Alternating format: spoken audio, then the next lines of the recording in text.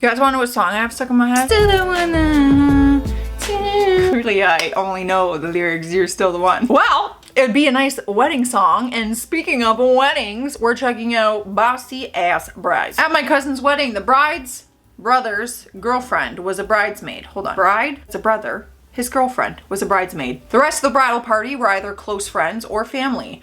During the wedding picture, she made us take two of every one with the girlfriend and another exactly the same, except without the girlfriend. Bride was throwing a fit about it. She didn't want to look at the pictures years down the road in case they broke up. What? She's a bridesmaid. Oh my God. How stupid would you feel as the girlfriend being like, okay, now time to get out of the picture in case we break up. How uncomfortable for everybody. Also, hate to break it to ya, but people in your bridal party, they could get divorced. They could get divorced 10 years down the road, 20 years down the road. You're just gonna base your photos off that? Like my sister has like, the wife was a bridesmaid and the husband was a groomsman because they're all very close. You know what I'm saying? What happened if they got divorced? You're gonna be like, oh my God, now I have to look at them in my wedding. Like what? My boyfriend's brother got married and in the middle of the ceremony, the groom's phone alarm went off in his pocket. The bride flipped out, interrupting the pastor to reach into his pocket for his phone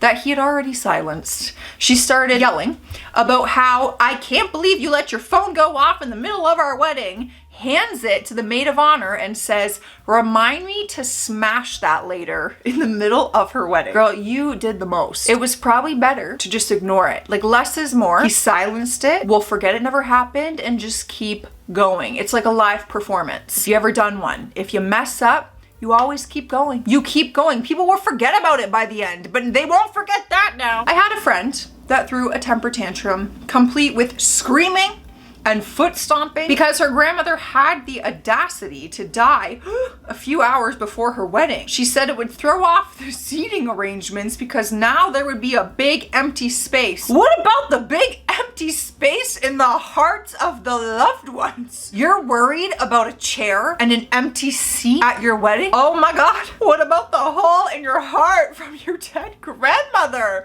and the hole in the ground that she's about to be buried in? Oh my God, I'll be damned. Like that takes a special kind of person to like be thinking that. Like you should be concerned. Maybe wave a red flag. Bridezilla is putting it mildly. I once flew into a foreign country for this woman's wedding since I was a bridesmaid. The time I was there, I witnessed her shoving her daughter, starving and neglecting her pets. Okay, well, this seems like a bigger issue. Constantly fighting with her fiance, trying to control what I ate, accused me of stealing from her since I took a Pepsi from the refrigerator after they said to make myself at home, freaking out the night before as we were setting up because everything was wrong. After the day had come and gone, I flew home. I get an email about a month later. Quote, you really pissed everyone off. They all found you rude and lazy. My husband isn't calling you names. He's only calling you out on how you are. I told her to have a nice life, then blocked her from ever contacting me again. Next thing I know, my family and friends are getting threatened and harassed. Fake profiles were made with my name and photo. Several message boards on Facebook have my name, number, and address up, along with the biggest loads of BS for any random stranger to read. That is putting it mildly. This story is wild. That is more than a bridezilla story. Like, there's a lot more there. This is a very toxic situation. And it's funny because I'm sitting here being like, oh my God, what a bridezilla. But imagine this person is exaggerating and lying. You know what I mean? Like, oh, whose side are we gonna believe? Oh, how do you say this? Oh my God. I actually just learned how to say this recently and I already forget. Alopecia? I forget. I was my brother's best man and the hag walked up to me a month before the wedding was supposed to happen and told me I had to get laser hair removal on my scalp because she didn't want my patches in the pictures. Now I see why you called her a hag. I wouldn't even go. I would not stand in that wedding. And I'd be like, that's who you're marrying, bro? That's who you're marrying? Nice. Like I would have no respect for her after that, you know? And that's your best friend's future wife. I was dating my cousin's best friend. My cousin and his now wife were getting married.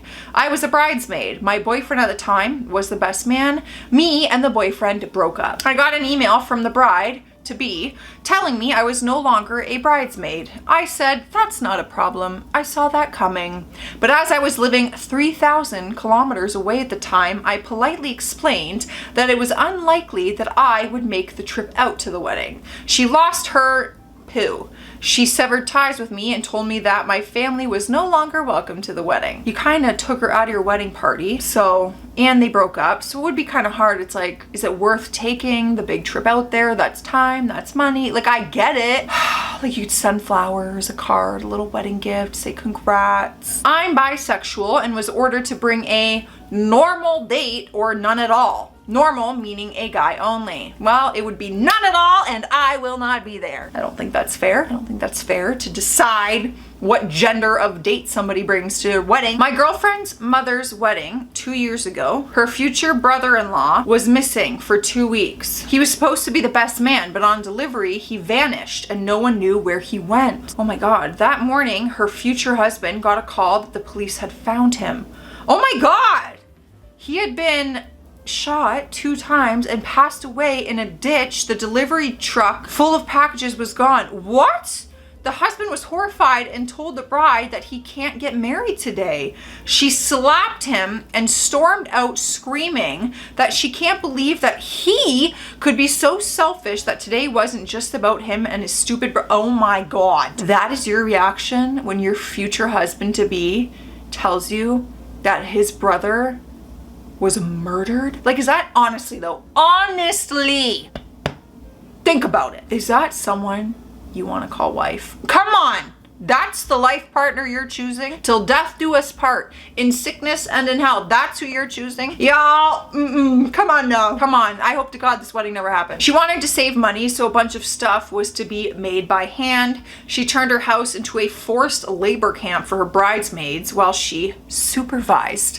She also had them and their significant others do all the decorating at the reception hall the night before. No one ever received a word of thanks. Also, her bridesmaids threw her a bachelorette party, which she complained about all night during the party, refused to participate in anything, and ended up making her bridesmaids cry with her rudeness and lack of gratitude. Now, after the wedding, we only hear from her on holidays or birthdays when the group gets together, and her husband is generally the one who communicates with us. Not a big loss, actually. You know, I wouldn't mind helping any of my girlfriends out. You know, to save money, I'll be there. I'll set up your hall. I'll make your decorations. If they are appreciative of it and kind and grateful, and I can feel that they're grateful and that, you know, I can feel the love, of course, I would do that for any of my friends, but not when they're like that. My sister wanted me to do some slideshow stuff for her wedding, which is easy and no big deal. She then got super effing picky, so I told her straight up that she can either use what I made or spend thousands on a professional. She chose to go with what I made. Yes, it is their special day, but there's no excuse for them to act like a biatch. I need more details on how she was acting like a biatch. Like, was she rude about her demands and the changes she made within your slideshow? Like, I need more details. But that's what it's sounding like. My God, remember slideshows? We had to do that for so many like projects in elementary school. Make a slideshow, make a PowerPoint presentation, like, whoa, kill me. That was very dramatic. I should never say that out in the universe. I hate when I do that. You make that joke and you're like, oh, f my life, just kill me. And it's like, no, we're not gonna put that out in the universe. Negativity. I wanna be alive. I love being alive and living. One of my jobs is in a card store. A woman came in the other day, frantically looking for invitations to both a wedding and shower. I congratulated her, but she informed me that she was the maid of honor. She told me that, as such, she was required to plan and fund the shower, as well as buy the wedding invitations and all the bridal, oh, you're crazy, all the bridal party dresses, and pay for half the catering bill. I told her that she was way beyond her duties and asked jokingly how she was going to pay for all of that. She said she really can't. She has 2 kids and 2 jobs, but the bride comes from a loaded family and the groom is made of money. I was gobsmacked. Well, come on, girl. You gotta push your foot down. You gotta use your voice and simply say, hey, I got 2 kids and they're my priority, and this is a financial burden that I cannot take on. Any real friend will understand. Any real friend would never put that on you in the first place, but that's a different story. You guys really suck at picking your friends, apparently. I'm on another level today. Like, the sass needs to really, like, tone it the lockdown. Her bachelorette party, which as bridesmaids we were obligated to pay for her and ourselves, was by her request in New York City at a super expensive hotel, plus airline tickets across the damn country. New York City is so expensive. I've been there recently and I'm going back again in December. During this trip, she and her maid of honor didn't speak over a fight involving which restaurant we were going to, and she made another bridesmaid cry. She also actually uttered the phrase, "In case you have all forgotten, this weekend is about me," at least twice when we weren't paying enough attention to her. How are people friends with people like this? That is what I am not understanding. You are choosing to be in that friendship. That's crazy to me. Protect your peace, y'all. Protect your damn peace. She demanded that everyone wear these hideous dresses that we had to pay for. I was okay with it since they didn't cost that much. She also demanded that all the girls dye their hair because she could be the only blonde one there. No, I have naturally blonde hair and I'm not going to dye it for a day. She got pissed at me that I wouldn't dye my hair and replaced me with a girl that she's known for years but recently became friends with. They used to talk crap about each other behind their back. Next, she had the nerve to ask everyone who wasn't in her bridal party to pay $80 per guest. $160 for me and my boyfriend for food. She's having a buffet of barbecue. She also expected a present that she valued above $50. She sent all of this via Facebook. I sent her a message back and told her I would either pay for the food or a present and for her to choose.